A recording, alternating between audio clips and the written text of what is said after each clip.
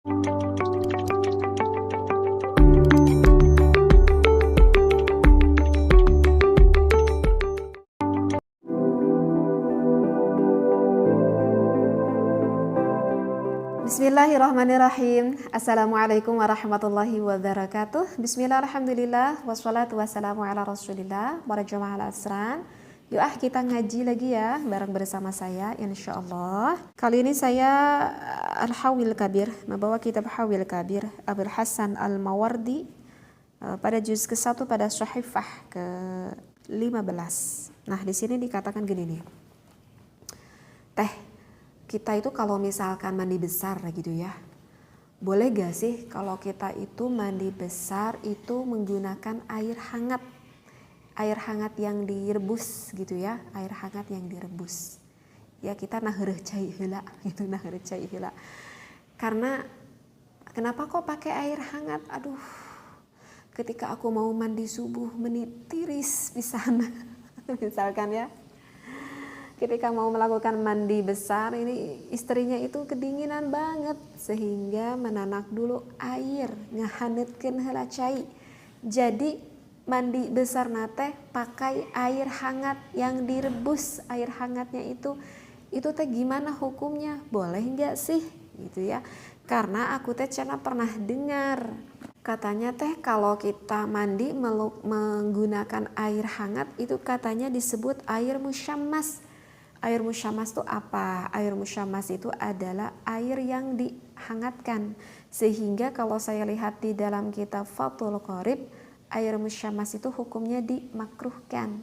Nah, jadi itu sebetulnya gimana teh? Boleh nggak kalau kita mandi besar menggunakan air hangat itu? Nah, ini banyak kesimpang siuran nih di dalam permasalahan ini. Katanya yang sering dengar katanya itu nggak boleh, katanya makruh. Nah, maka insya Allah ya akan saya luruskan ya di dalam referensi kitab yang saya temukan ini. Gini ya. Waza'amu annal musakhana. Para ulama itu banyak yang berasumsi nih. Ini dikatakan bahkan banyak para ulama yang berasumsi musakhana bin nari makruhun. Kalau misalkan kita bersuci menggunakan air hangat itu bahwa hukumnya adalah makruh. Wa hadza ghairu sahihin.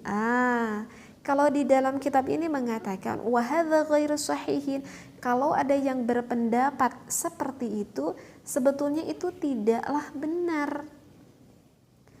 Kenapa menganggap pendapat itu tidaklah benar? Alasannya lima ruwiya anna Umar bin al-Khattab radhiyallahu anhu, bahwa pernah loh Sayyidina Umar bin Khattab radhiyallahu an kana yusakhanu lahul ma'u fayasta'miluhu. Kenapa menganggap pendapat ini tidak benar? Karena di dalam satu riwayat ada yang mengatakan bahwa Sayyidina Umar bin Khattab pun pernah melakukan bersuci menggunakan air hangat. Air hangat yang udah direbus seperti itu. Was-sahabatu ya'lamuna dzalika minhu. Dan kebetulan pada saat itu banyak para sahabat yang melihat apa yang dilakukan oleh Sayyidina Umar tersebut, bersuci menggunakan air hangat tersebut. Wala yunkarunahu, dan mereka itu tidak mengingkarinya dengan apa yang sudah dilakukan oleh Sayyidina Umar, seperti itu. Jadi kalau di dalam kitab ini yang saya temukan bahwa kalau misalkan kita melakukan mandi besar dikarenakan alasannya biasanya dikarenakan dingin ya mau melakukan mandi besar, menggunakan air hangat yang direbus itu tidak apa-apa, bahkan itu hukumnya tidak dimakruhkan. Loh teh, kalau begitu apa sih yang dimaksudkan, yang dijelaskan? Misalkan salah satu contoh di dalam kitab Fathul Qorib yang menerangkan tentang air musyammas tersebut. Nah, kebetulan saya juga ini bawa nih ya kitab Fathul Qoribnya, akan sedikit saya bacakan referensinya ya. Nah, bisa dilihat ya pada kitab Takrib, pada kitab Fathul Qorib ini masih awal ya di dalam penjelasannya, karena Di dalam Fathul Qorib yang pertama dijelaskan itu adalah bab suci tentang air. Di sini dikatakan begini, ini menerangkan di dalam Fathul Qorib menerangkan tentang bagian air. Nah sekarang untuk bagian yang kedua, asani tahirun fi nafsihi mutahhirun li ghairihi makruhun isti'maluhu. Yang kedua itu menerangkan air yang suci zatnya. Airnya itu suci zatnya dan juga bisa mensucikan kepada benda yang lain. Tetapi makruhun isti'maluhu fil badani. Tetapi air ini makruh kalau misalkan kita gunakan untuk badan kita untuk bersuci. Misalkan kita gunakan untuk wudhu, makruh. Kita gunakan untuk mandi, makruh. Kita untuk gunakan mandi besar, itu hukumnya makruh. Tetapi bisa suci dan juga mensucikan, hanya saja makruh kalau kita mensucikan ke badan kita. La fis saubi, tapi kalau untuk mensucikan misalkan pakaian kita itu enggak makruh. Jadi makruh tuh hanya untuk badan kita aja. Tetapi kalau untuk mensucikan pakaian, mensucikan wadah-wadah yang kotor, yang najis, itu enggak apa-apa, enggak makruh. Maka yang dimaksudkan air apa ini? Wahuwa al-ma'ul musyammas. Yang dimaksudkan itu adalah air musyammas. Nah mungkin kebanyakan orang yang berpikir adalah air ini, air musyammas ini. Sedangkan kita harus tahu apa sih yang dinamakan dengan air musyammas itu. Air musakhanu bita'thiri syamsi fihi. Air musyammas itu adalah air yang dijemur dengan pengaruh terik sinar matahari. Jadi air musyammas itu adalah air yang sengaja misalkan kita masukkan ke dalam wadah, kemudian wadah itu kita dikeluarkan, kita panaskan, diterik panas sinar matahari.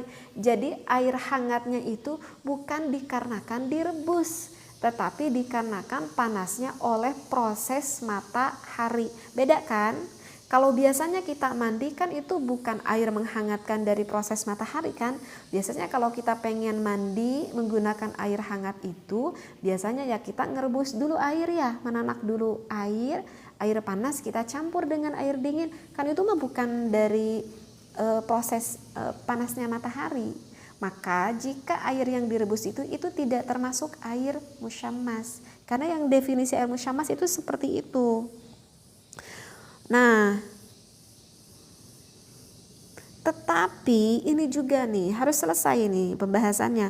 Wa inna ma yukrahu syar'an biqutrin harrin fi ina'in muntabi'in illa ina'in naqdaini li sofai jauharihima.